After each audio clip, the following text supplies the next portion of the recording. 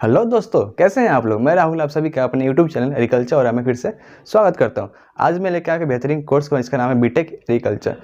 आज मैं बात करूंगा एग्रीकल्चर कोर्स के बारे में। एक बहुत ही बेहतरीन कोर्स है। आज उसके बारे में बात करेंगे। 12th के बाद एग्रीकल्चर कैसे करें, क्या स्कोप है, क्या गवर्नमेंट जॉब है, क्या किस तरीके से उसमें एडमिशन ले सकते हैं, कौन कौन सा बेहतरीन कॉलेज है, क्या क्या एलिजिबिलिटी क्राइटेरिया है और कैसे उसमें आगे बढ़ सकते हैं। तमाम चीज़ों पर हम लोग बात करेंगे। ये वीडियो बहुत ही इंपॉर्टेंट, इसको लास्ट तक जरूर देखें। इसको कहीं भी इसको चीज़ को मिस ना करें। तो चलिए वीडियो शुरू करते हैं।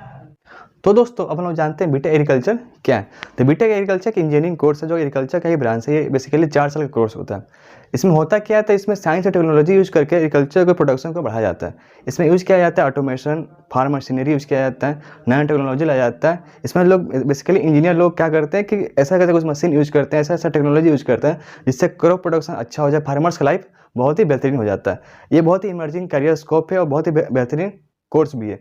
तो इसमें तमाम तरह का करियर संभावना भी है और बहुत ही डिमांडेबल ये कोर्स भी है, जिसको आराम से आप लोग कर सकते हैं। तो आप लोग जानते हैं कि अब कैसे कैसे करें, उसके बारे में बातचीत करते हैं। तो दोस्तों, अब हम लोग बात करते हैं जो बच्चे 12th पास किए हैं वो बीटेक एग्रीकल्चर में एडमिशन कैसे लें, क्या क्या एलिजिबिलिटी क्राइटेरिया है, क्या एडमिशन प्रोसेस है, और तमाम चीज़ों पर हम लोग बात करते हैं। तो जो बच्चे 12th पास किए उनका कम से कम 60% मार्क्स होना चाहिए और वो किसी न किसी बोर्ड से होना चाहिए, सीबीएसई बोर्ड से होना चाहिए या फिर BCS जो भी या स्टेट बोर्ड है उनसे होना चाहिए। और कौन कौन सब्जेक्ट होना चाहिए 12th में, तो आपके पास PCMB यानी फिजिक्स केमिस्ट्री मैथ या बायोलॉजी या फिर मैथ, इसमें कोई भी आपका सब्जेक्ट है तो आप इसमें आराम से ले सकते हैं। मेनली जो इसमें आते हैं वो फिजिक्स केमिस्ट्री मैथ वाले ही आते हैं, जिनके पास बायोलॉजी है वो भी आ सकते हैं। तो बात करें कौन कौन से एग्जाम है जिसके तहत हम लोग बीटेक एग्रीकल्चर में एडमिशन ले सकते हैं और अपना सुनहरा एक करियर बना सकते हैं। तो इसमें हमारा फर्स्ट एग्जाम आता है JEE मेंस। ये नेशनल मतलब इंडिया लेवल एग्जाम होता है। इसमें आराम से आप एग्ज़ाम दे सकते हैं। ये गवर्नमेंट एग्ज़ाम होता है। उसके अलावा बहुत सारा स्टेट होता है जो अपना अपना एग्ज़ाम लेता है, उसके तहत आप एडमिशन ले सकते हैं। तो कौन कौन सा एग्ज़ाम है, तो उसमें आता है बीट सेट, जिसको बीट सेट पिलानी भी बोलते हैं। उसके बाद आता है VIT EEE, उसको बीट विलोरे भी बोलते हैं। उसके बाद आता है वेस्ट बंगाल का जो एग्ज़ाम होता है WBJEE। उसके बाद KEM और KCET केरला और कर्नाटका का एग्ज़ाम होता है, उसमें होता है। उसके बाद आता है MSTCET महाराष्ट्र का एग्ज़ाम होता है। उसके अलावा SRM JEE है। उसके अलावा BCEC है जो बिहार का एग्ज़ाम है। ये तमाम तरह के एग्ज़ाम देकर आप बीटेक एजी एडमिशन ले सकते हैं एग्ज़ाम देकर।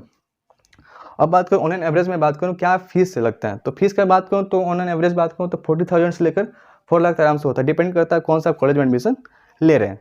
तो प्राइवेट कॉलेज को फीस ज़्यादा रहता है, गवर्नमेंट कॉलेज का फीस कम रहता है। तो आप प्रेफर ज़्यादा करें कि आप गवर्नमेंट कॉलेज में ही पढ़ें।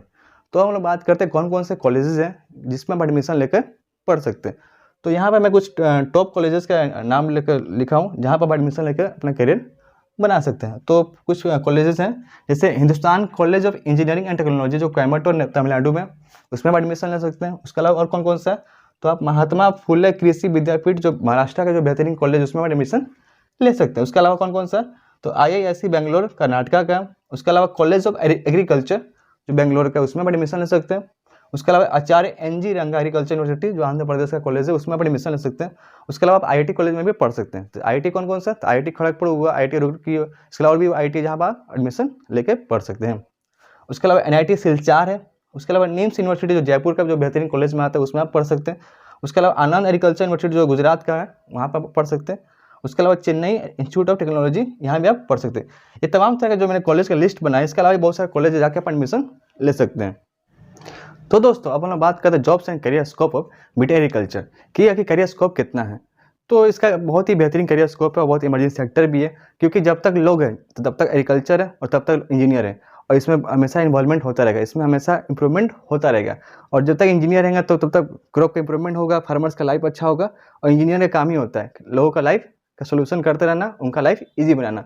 तो अब हम लोग बात करते हैं कौन कौन सा जॉब है, उसके बारे में हम लोग बात करते हैं। उससे पहले हम बात करें कौन कौन सा टॉप कंपनी है जो बीटेक एजी जो करने के बाद उन लोग को रिक्रूट करती है, उनको अपने पास रखती है, उनको जॉब देती है। तो उसमें पहला नंबर आता है ITC लिमिटेड। उसके अलावा और कौन कौन सा कंपनी है, तो अमूल डेयरी कंपनी है, महिंद्रा कंपनी है, पार्ले कंपनी है, मारुति कंपनी है, नेस्ले कंपनी है, एग्रोटेक फूड है, फर्टिलाइजर कंपनी। इसके अलावा बहुत सारा कंपनी है जो कि एग्रीकल्चर जो बीटेक एग्रीकल्चर करते हैं उनको रिक्रूट करती है और उनको अच्छा खासा सैलरी देती है। अब बात करते हैं कौन कौन सा हम लोग जॉब कर सकते हैं।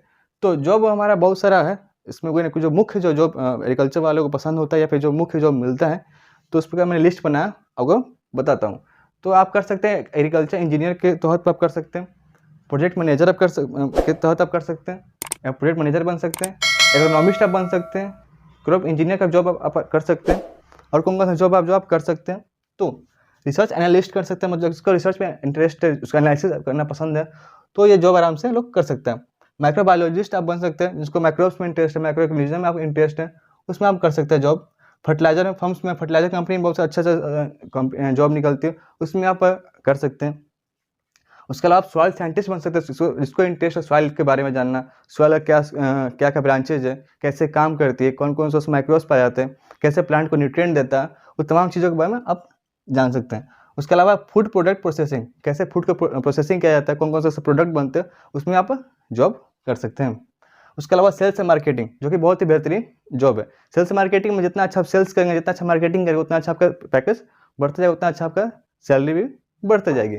और ये बहुत ही ट्रेंडिंग अभी जॉब चल रहा है। उसके अलावा और कौन सा आप कर सकते हैं, तो बीटेक एजी वालों के दो स्पेशल जॉब है, एग्रीकल्चर इंस्पेक्टर और एग्रीकल्चर ऑफिसर। ये बहुत ही बेहतरीन जॉब है, गवर्नमेंट में आराम से कर सकते हैं। अब बात करते हैं और कौन कौन सा जॉब है जो गवर्नमेंट आप अप्लाई कर सकते हैं। ऐसे तो जो भी मैंने जॉब बताया वो मिक्स था, प्राइवेट प्लस गवर्नमेंट, जो मेन था उसमें मैंने लिस्ट बना दिया।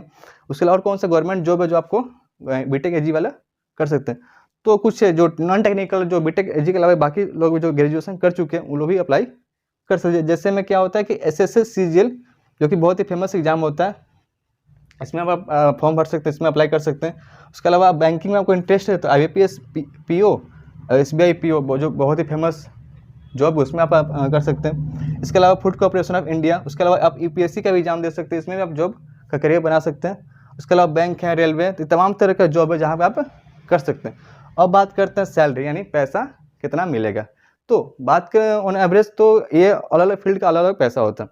प्राइवेट कॉलेज का सैलरी अलग होता है, गवर्नमेंट जो फील्ड होता है या जो सेक्टर होता है उसका सैलरी अलग होता है। तो जैसे जैसे आपका एक्सपीरियंस बढ़ेगा, जैसे जैसे आपका स्किल्स एक्वायर करेंगे, जैसे आप टाइम देंगे, वैसे वैसे आपका जॉब का तहत आपका सैलरी भी बढ़ता है।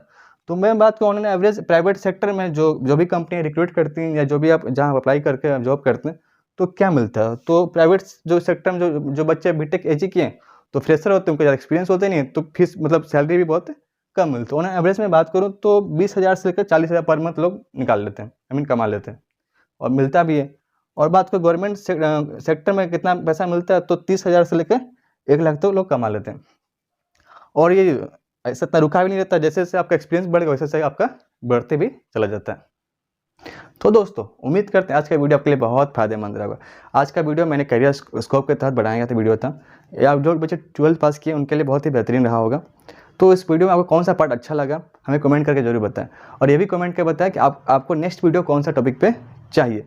तो एक लाइक तो बनता है, इस इतना मेहनत किया मैंने वीडियो के यार, तो इस वीडियो को लाइक करें, दबा के शेयर करें, सब्सक्राइब करें। तब तक के लिए मिलते हैं नेक्स्ट वीडियो में, तब तक के लिए जय हिंद।